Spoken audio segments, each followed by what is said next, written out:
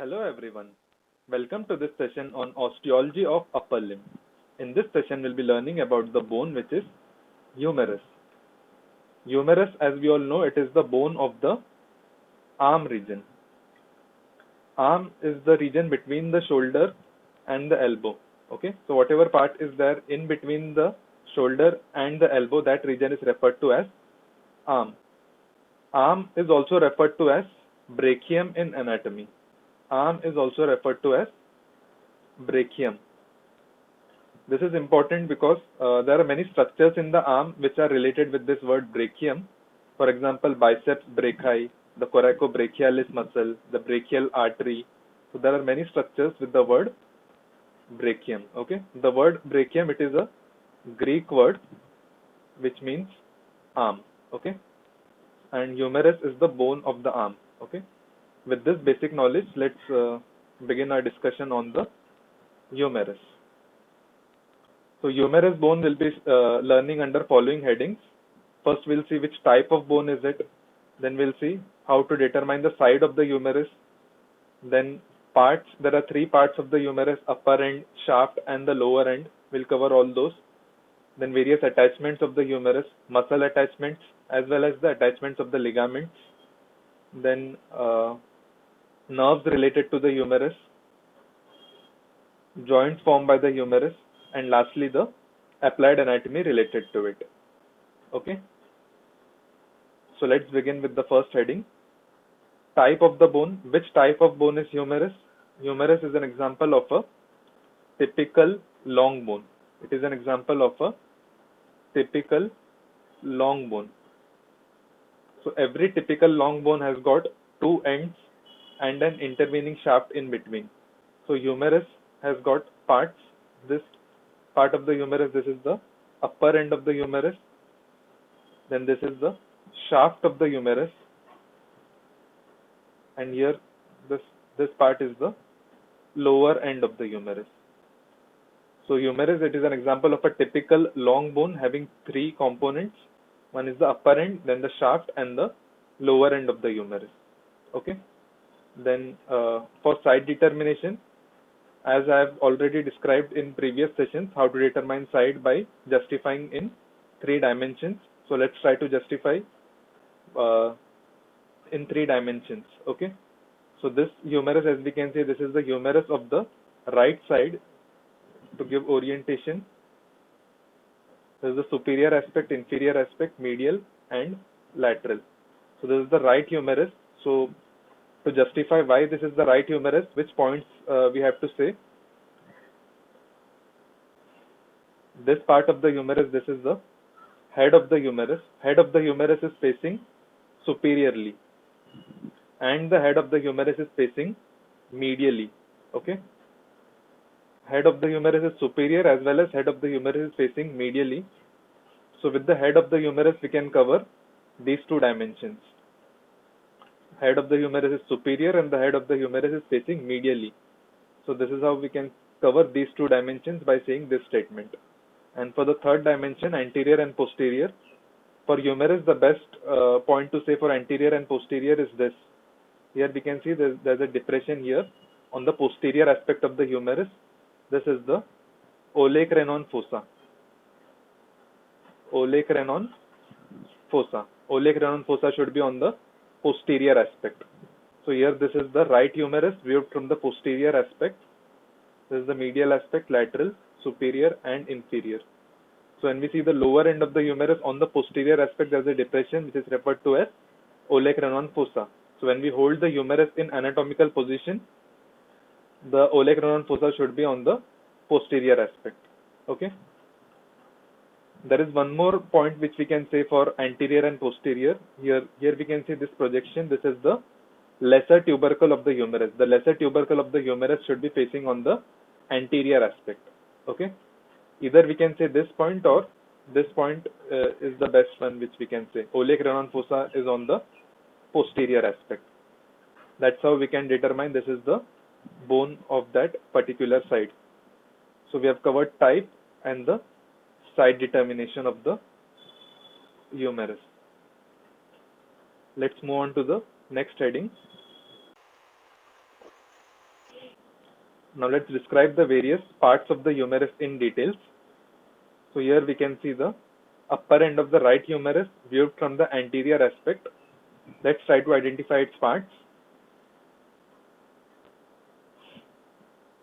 This is the head of the humerus, this rounded structure on the superior aspect of the humerus. This is the head of the humerus, and this is the lesser tubercle of the humerus. An elevation here, which is the lesser tubercle of the humerus, whereas this is the greater tubercle of the humerus. Okay, so in the upper end, these are important parts: head, lesser tubercle, and the greater tubercle. In between the two tubercles, there is a groove. This groove is referred to as intertubercular sulcus. There is a groove in between the two tubercles that is referred to as, it has two names. One name is bicipital groove and another name is intertubercular sulcus. Since it is in between the two tubercles, it has the name which is intertubercular sulcus, also referred to as bicipital groove. Why it is called as bicipital groove? Because the tendon of the long head of the biceps passes through this groove. That's why it is also named as bicipital groove. Okay. There are further subcomponents of this bicipital groove.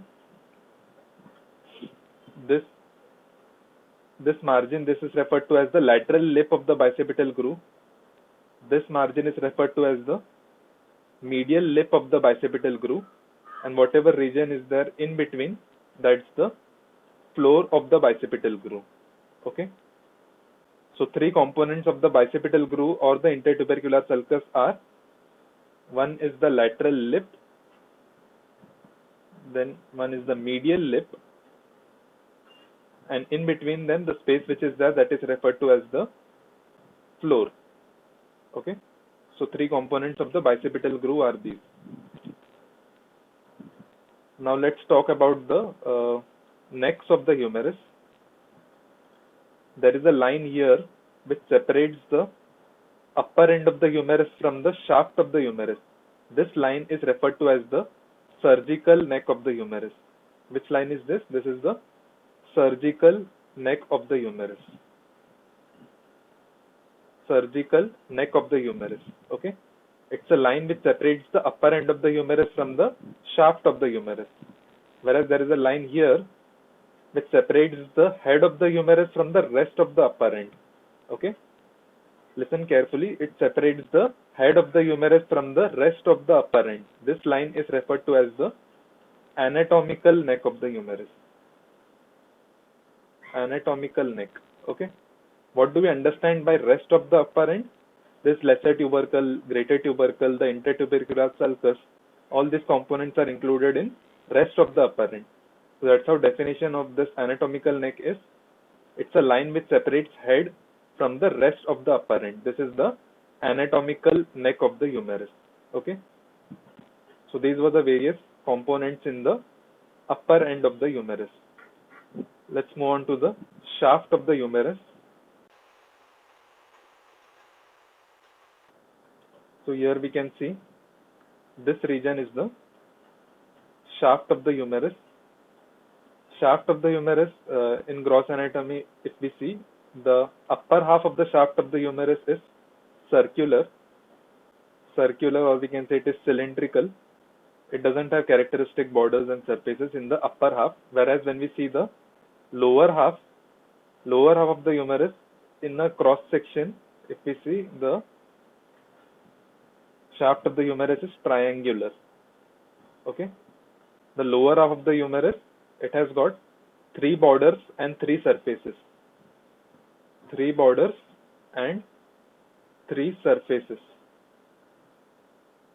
So that's why when we take a section, it will look triangular, somewhat like this. Okay. So this is the anterior border. This is the lateral border. This is the medial border. Supposing this is the right arm cut and viewed from the inferior aspect, this is the humerus which is seen as triangular structure. Okay.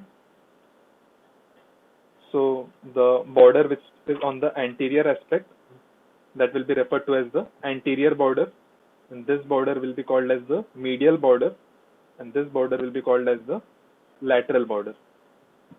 Okay, and the surfaces in between the borders,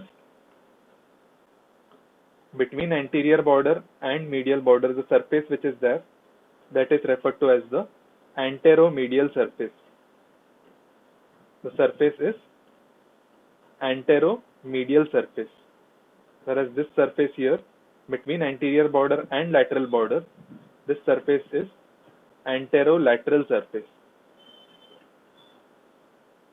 Okay, and in between the medial and the lateral borders, the surface which is there, that is the posterior surface. Okay, so these are the various borders and surfaces in the shaft of the humerus. Important features in the shaft of the humerus are, there is one important feature in the anterolateral surface. There's an elevation here, a rough elevation which is referred to as the deltoid tuberosity. Deltoid tuberosity.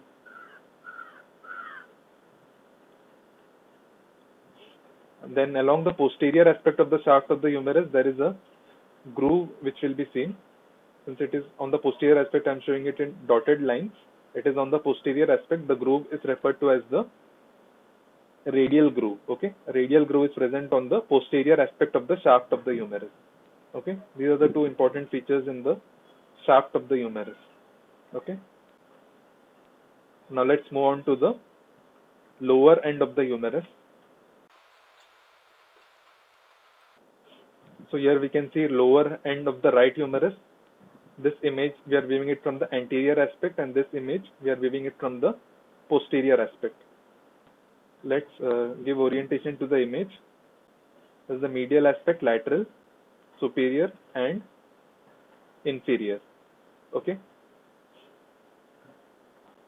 this projection here, this is the medial epicondyle of the humerus, whereas the projection which is here, that's the lateral epicondyle of the humerus. Okay, in general, the lower end of the humerus can be divided into articular parts and non-articular parts. What are the articular parts in the lower end of the humerus? This part which articulates with the ulna, that is the trochlea. Trochlear notch of the ulna will be articulating with the trochlea of the humerus. Okay, so this is the trochlea and this is the capitulum. Okay, these two parts are the articular parts in the lower end of the humerus. And non-articular parts in the lower end of the humerus include the medial epicondyle, the lateral epicondyle, and there are two other structures in the non-articular parts. Here we can see a ridge on the medial aspect, similarly on the lateral aspect. Okay, this is referred to as the medial supracondylar ridge. Medial supracondylar ridge. And on the lateral aspect, there is lateral supracondylar ridge. Okay, these are also included in the non-articular parts of the lower end of the humerus. Okay, so this was the image viewing from the anterior aspect, and this image we are viewing the humerus from the posterior aspect. The most prominent feature in the posterior aspect is the olecranon fossa, which is seen on the posterior aspect. So these are the various features in the lower end of the humerus. Okay, let's move on to the attachments of the humerus. First, we'll see the attachments in the upper end of the humerus. In the upper end of the humerus, this elevation here, this is the lesser tubercle of the humerus. This gives attachment to the muscle subscapularis. This muscle is subscapularis, which arises from the anterior aspect of the scapula, from the subscapular fossa. This muscle gets attached onto the lesser tubercle of the humerus. Whereas on the greater tubercle of the humerus, there are three muscles which can be remembered by a mnemonic S, I, T. Okay, three muscles are there on the greater tubercle of the humerus. Mnemonic is S, I, T, where S stands for supraspinatus, S stands for supraspinatus, I stands for infraspinatus, and T stands for teres minor. Okay. Then here we can see three muscles. These muscles are attached onto the intertubercular sulcus. Intertubercular sulcus, I told you there are three components of the intertubercular sulcus: the lateral lip, medial lip, and the floor of the intertubercular sulcus. The lateral lip gives attachment to the pectoralis major. Lateral lip gives attachment to the pectoralis major. Medial lip gives attachment to the teres major. And the floor gives attachment to a muscle which is latissimus dorsi. Okay. So here we can see three markings. The lateral one is pectoralis major, the medial one is teres major, and in between them the floor is occupied by a muscle which is latissimus dorsi. Okay. Now let's see the attachments of the shaft of the humerus. The lower half of the shaft of the humerus, entirely on the anterior aspect, it is covered by a muscle which is brachialis. Muscle is brachialis. And there are two other muscles which are seen. This muscle is coracobrachialis, which arises from the coracoid process of the scapula, getting attached to the medial border, approximately about middle 5 centimeters of the medial border of the humerus. Okay, this muscle is coracobrachialis. Whereas this muscle here, on the anterolateral surface, we had covered there is a tuberosity, that is the deltoid tuberosity. The muscle attached here is deltoid. Okay. So in the shaft we have covered the brachialis muscle, coracobrachialis muscle, which is on the medial border, whereas the deltoid muscle, which is on the anterolateral surface of the humerus. Then coming to the attachments in the lower end of the humerus. Lower end of the humerus, this elevation was the medial epicondyle of the humerus. Medial epicondyle is also referred to as common flexor origin. Okay, because the superficial flexor muscles of the forearm, they arise from this part of the bone. So this is also referred to as common flexor origin. Okay, and similarly the lateral epicondyle of the humerus, it is referred to as common extensor origin. Okay, medial epicondyle is common flexor origin, lateral epicondyle is common extensor origin. Okay, so superficial extensor muscles of the forearm will arise from the common extensor origin. Okay, and we can see some small slips of other muscles. This muscle is pronator teres. This is also a part of the superficial flexor muscles of the forearm. It has got some attachments above the medial epicondyle as well. And here we can see two muscles. The upper muscle is brachioradialis, and the lower muscle is extensor carpi radialis longus. Okay, so these are the various muscles attached onto the anterior aspect of the humerus. Okay, and some ligaments attached onto the humerus. The intertubercular sulcus, it is bridged by a gap. It is bridged by a ligament. That ligament is the transverse humeral ligament. And from the base of the coracoid process, there is a ligament going towards the humerus. That is coracohumeral ligament.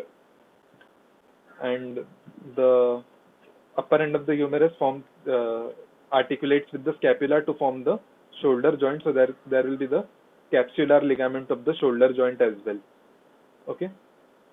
Then in the lower end, the medial epicondyle gives attachment to the ulnar collateral ligament, whereas the lateral epicondyle gives attachment to the radial collateral ligament. Okay, and also there will be capsular ligament of the elbow joint in the lower end. Okay, so these were the various ligaments which were attached onto the humerus.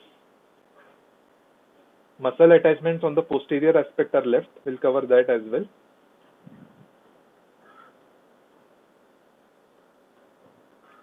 First, orient yourself. This is the superior aspect, inferior aspect, medial and lateral. Okay. So humerus viewed from the posterior aspect. This region is the radial groove. Okay, which is occupied by the radial nerve. Lateral to the radial groove, this muscle which we can see, this is the lateral head of the triceps brachii. Triceps brachii. Okay, and this is the medial head of the triceps brachii. Medial head of triceps, whereas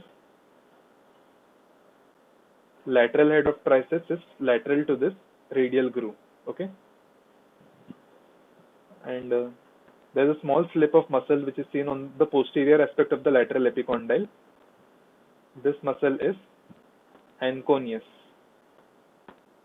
Okay, so these were the various muscles which are seen in the posterior aspect of the humerus.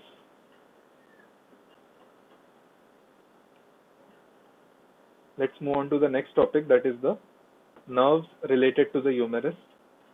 First, let me orient you towards this image. This is the left humerus viewed from the posterior aspect. This is superior, inferior, medial and lateral. Okay, imagine you are viewing the left humerus from the posterior aspect. So here we can see this is the medial epicondyle of the humerus. Head of the humerus is facing medially. Okay, nerves related to the humerus, this neck which I had described earlier. Which neck was this? This is the surgical neck of the humerus, the line which separates the upper end of the humerus from the shaft of the humerus. Okay, the nerve related is axillary nerve, and whenever there is fracture of this surgical neck of the humerus, this axillary nerve will get injured and it will lead to paralysis of the muscles supplied by axillary nerve. Okay, which muscles are supplied by axillary nerve? There are two muscles which are supplied. One is deltoid and other is teres minor. Okay, these two muscles are supplied by the axillary nerve. Then along the posterior aspect, there we can see the radial groove. Radial groove is occupied by a nerve which is radial nerve. Okay, and when the shaft of the humerus is fractured, or whenever there is injury to the radial groove, it leads to the injury to the radial nerve. Okay, and it will lead to a clinical condition which is called as wrist drop. Okay, and in the lower end of the humerus, behind the medial epicondyle, the nerve related is ulnar nerve. Okay, so these are the three nerves related with the humerus. Now let's cover the joints formed by the humerus. So this you all already know, so I'll quickly brush through the joints formed by the humerus. The head of the humerus, it articulates with the glenoid cavity of the scapula to form the joint which is shoulder joint. Okay, and shoulder joint is which type of joint? It is a ball and socket variety of synovial joint. Then in the lower end of the humerus, the joint is elbow joint, which is a hinge variety of synovial joint. But there are two further subcomponents in the elbow joint. Here we can see articulation of the humerus with the ulna and articulation of the humerus with the radius. Okay, so this joint is humero-ulnar joint and this joint is humero-radial joint. Humero-ulnar joint is typically a hinge joint, whereas humero-radial joint, it is a ball and socket variety of synovial joint, because the capitulum looks like a ball and the head of the radius, the upper part is shallow, which looks like a socket. So this is structurally it is a ball and socket variety of synovial joint. So these were the various joints formed by the humerus.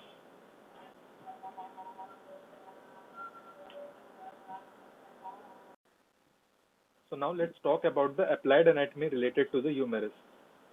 One applied anatomy we had already covered, that is the fracture of the surgical neck of the humerus. When the fracture occurs, it will lead to injury to the axillary nerve, and axillary nerve supplies two muscles, deltoid and teres minor. So if axillary nerve is injured, it will lead to paralysis of these two muscles. Okay, if deltoid is paralyzed, it will lead to loss of abduction of the shoulder, okay, because deltoid is the chief abductor of the shoulder joint, okay. And injury to the radial nerve also we had covered earlier. It will lead to a clinical condition which is called as wrist drop, okay. And there's one more clinical condition which is called as supracondylar fracture of the humerus, okay. Just above the medial and the lateral epicondyles, uh, at times fracture occur on a fall on an outstretched hand. This fracture is referred to as supracondylar fracture of the humerus. When this fracture occurs, it may lead to injury to the brachial artery. Also, it may lead to the injury of the median nerve. Okay. So these two structures are vulnerable when the supracondylar fracture of the humerus occurs. Whenever there is injury to the brachial artery, it leads to Volkmann's ischemic contracture. Volkmann's ischemic contracture. Okay. So whenever supracondylar fracture of the humerus occurs, it may injure the brachial artery, which will subsequently lead to Volkmann's ischemic contracture. The muscles of the forearm, they go into contracture. These were the important applied anatomy related to the humerus. So now let's summarize what we have covered. So we started with the type of the bone. It is an example of a typical long bone having characteristic two ends and a shaft. Side determination, I covered how it has to be determined in 3 dimensions. For humerus, we can say the head is superior and the head is facing medially, and the olecranon fossa is facing posteriorly. These points we can say for side determination. Then for parts, we covered the upper end shaft and the lower end of the humerus, the various structures. Attachments, I covered various muscles attached onto the anterior aspect of the humerus, posterior aspect, and as well as the ligaments attached onto the humerus. And nerves related, there were 3 nerves: axillary nerve in the surgical neck, then radial nerve in the radial groove, and behind the medial epicondyle was the ulnar nerve. Okay, and joints formed. The upper end head, it, articulates with the scapula to form the shoulder joint, and in the lower end it forms elbow joint, which has got 2 further subcomponents: humero-ulnar joint and humero-radial joint.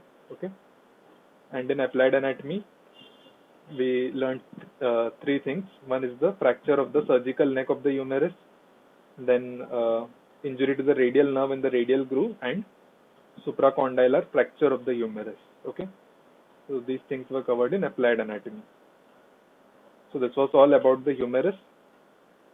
In subsequent session, I'll be covering the bones which are radius and ulna. Okay, there'll be one session on radius and another session will be on ulna. So if there are any doubts, you all can ask in the comment section below. Okay, thank you.